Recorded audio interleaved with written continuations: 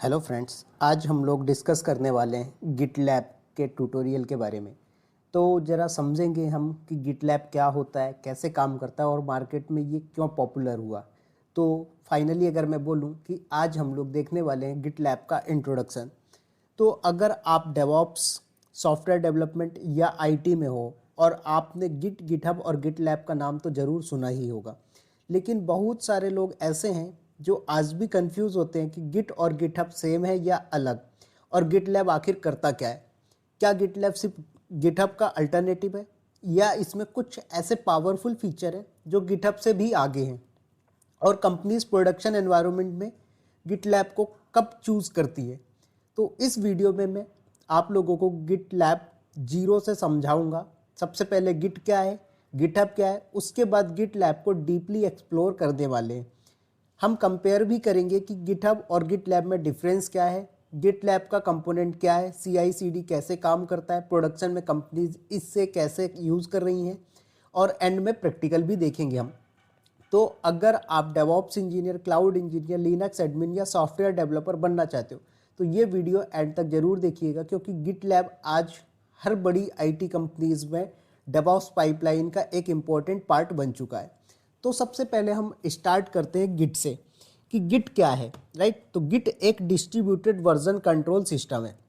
अगर मैं सिंपल सी लैंग्वेज में बोलूं कि गिट क्या है, तो गिट एक डिस्ट्रीब्यूटेड वर्जन कंट्रोल सिस्टम है। अब इसको और भी सिंपल सी लैंग्वेज में समझाता हूं अगर, तो गिट क्या है, एक ऐसा टूल कोड है जो आपके कोड का पूरा हिस्ट्री मेंटेन करता है। अगर किसी डेवलपर ने गलती कर दी, वर्जन 1, वर्जन 2, वर्जन 3 इस तरीके से आपने लिख दिए, ये हम गिट के केस में बात कर रहे हैं। सपोज दैट ये आपके पास वर्जन 1 आ गया, उसके बाद यहाँ पर आपके पास वर्जन 2 आ गया, और उसके बाद यहाँ पर आपके पास वर्जन 3 आ गया, राइट। तो आपके पास 3 वर्जन हो गए। तो किसी डेवलपर ने गलती कर दी तो गिट से हम इजीली वर्जन 2 पर रोल बैक कर सकते हैं। मतलब वर्जन 1, वर्जन 2 करेक्ट था, बट जब यहाँ पर वर्जन 3 की बारी आई तो वर्जन 3 में कुछ मिस्टेक हो गया, तो हम वर्जन 3 को यूज़ नहीं करना चाहते, हम वापस से वर्जन 2 पे मूव होना चाहते हैं, रोल बैक करना चाहते हैं। तो गिट लोकल मशीन पर काम करता है, गिट को इंटरनेट की ज़रूरत नहीं होती है। तो ये एडवांटेज है आपका गिट का। अब गिट के फीचर की बात करें अगर हम, तो गिट के अंदर वर्जन कंट्रोल का फीचर मिलता है, ब्रांचिंग मिलता है, मर्ज कर सकते हो आप, रोल बैक कर सकते हैं, कोलेब्रेशन कर सकते हैं, कन्फ्लिक्ट रिजोल्यूशन कर सकते हैं, कमिट हिस्ट्री देख सकते हो आप। गिट जो है वो सिर्फ सोर्स कोड को ही नहीं बल्कि YAML, Terraform, Docker, shell script, Python इन सबको भी मेंटेन कर सकता है, ठीक है। अब बात करते हैं हम लोग थोड़ा सा गिटहब के बारे में कि गिटहब क्या है। देखो, अगर आपको मेरा गिट का ट्यूटोरियल देखना है तो आप मेरी प्लेलिस्ट पे जा सकते हो, वहाँ पर मैंने बहुत डीप में गिट को समझाया हुआ है। बट ये आज हम लोग गिट लैब स्टार्ट कर रहे हैं, तो थोड़ा सा मैं आपको गिट और गिटहब में क्या डिफरेंस है और गिट लैब में क्या डिफरेंस है ये चीज़ें कंपेयर करके चल रहा हूँ। तो अब हम बात कर रहे हैं गिटहब के बारे में। मान लीजिए आपके पास गिट है, लेकिन टीम में 100 डेवलपर्स हैं, सबको कोड शेयर करना है, रिव्यू करना है, पुल रिक्वेस्ट बनाना है, तब आता है गिटहब। गिटहब क्या है, एक क्लाउड रेपोजिटरी है जो होस्टिंग प्लेटफॉर्म की तरह काम करता है, ठीक है। ये गिट को इंटरनेट पर होस्ट करता है। तो गिट से आपका लोकल मशीन पे इस तरीके का कुछ फ्लो समझ सकते हो आप इसका। ये गिटहब के केस में बात कर रहे हैं। यहाँ पर गिट होगा, गिट से जो भी कोड आएगा वो आपका कुछ इस तरीके से जाएगा आपके लोकल मशीन पे, ओके। तो यहाँ पर आपका लोकल मशीन आ जाएगा। लोकल मशीन के बाद यहाँ पर आपको गिटहब देखने को मिलेगा,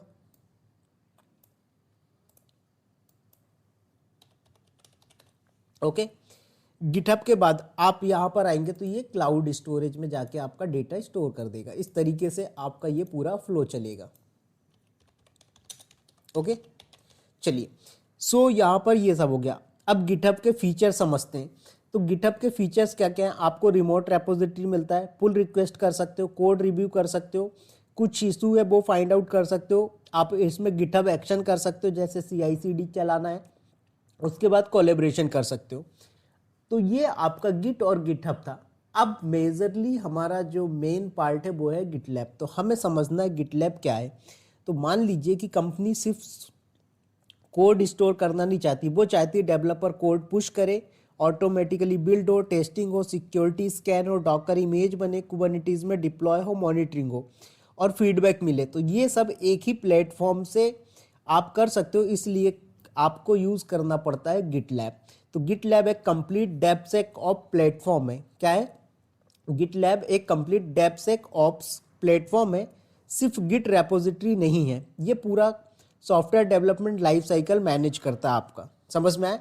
तो आप इसके अंदर गिटलैब के अंदर क्या क्या कर सकते हो, आप इसको कोड लिखिए, कोड लिखने के बाद पुश करेंगे, पुश करने के बाद उसकी बिल्डिंग कर सकते हो, बिल्डिंग के बाद टेस्टिंग कर सकते हैं, टेस्टिंग के बाद आप उसको स्कैन कर सकते हो, डॉकर इमेज बना सकते हो, कुबरनेटिस में डिप्लॉयमेंट कर सकते हो, मॉनिटरिंग कर सकते हो। तो सिंपल सी डेफिनेशन देखी जाए अगर आपका, तो गिट क्या है? वर्जन कंट्रोल है। गिटहब क्या है?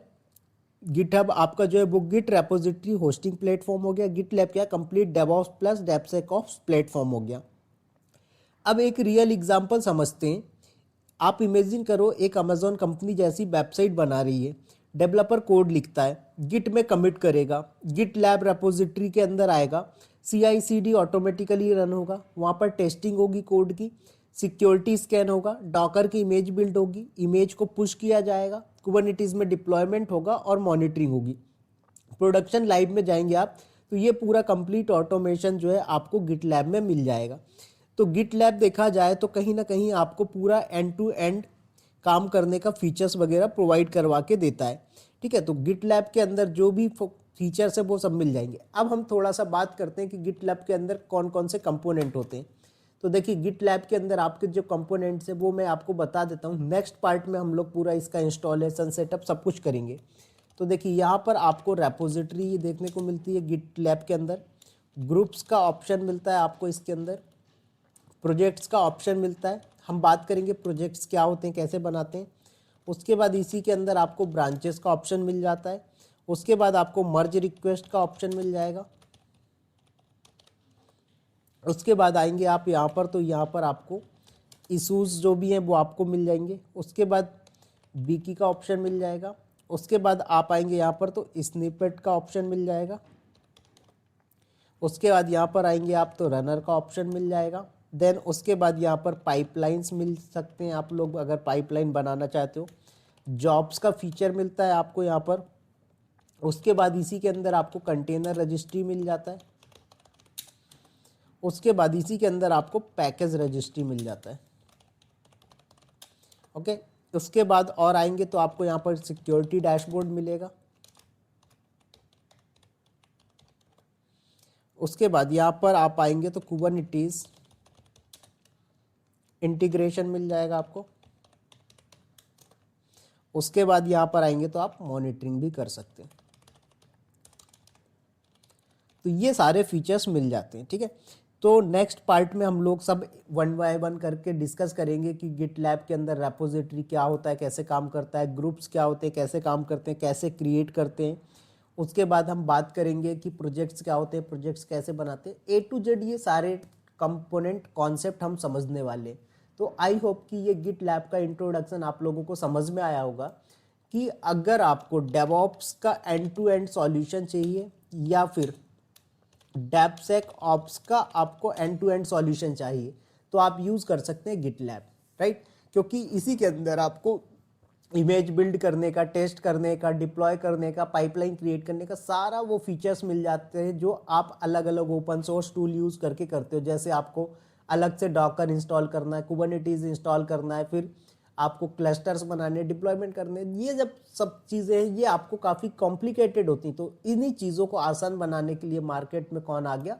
Git lab. तो आई होप कि ये वीडियो आप लोगों के लिए हेल्पफुल होगा। तो मिलते हैं दोस्तों नेक्स्ट वीडियो में। Thank you, all the best.